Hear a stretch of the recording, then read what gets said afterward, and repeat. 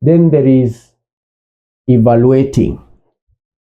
Monitoring, then we have evaluating. Evaluating, on the other hand, candidate, goes deeper than monitoring. It asks the question, is the fix actually solving the problem? Is the fix actually solving the problem?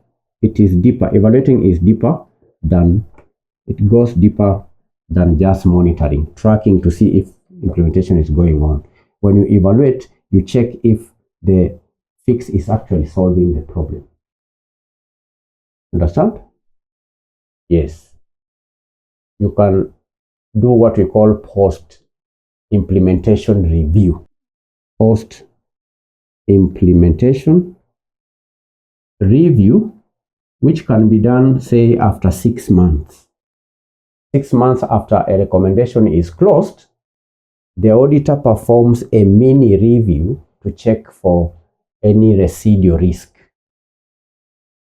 The auditor may also test for sustainability.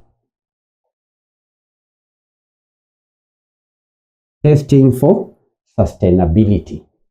The auditor here checks if the new control survives after staff turnover.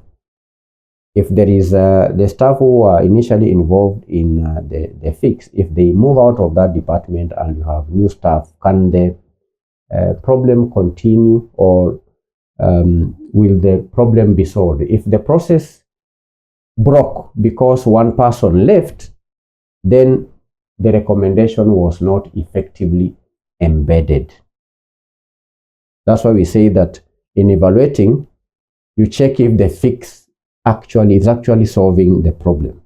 First of all, the auditor does post-implementation review, which means 6 months after the recommendation is closed, the auditor performs a mini review to check for any residual risk, and then they can test also for sustainability.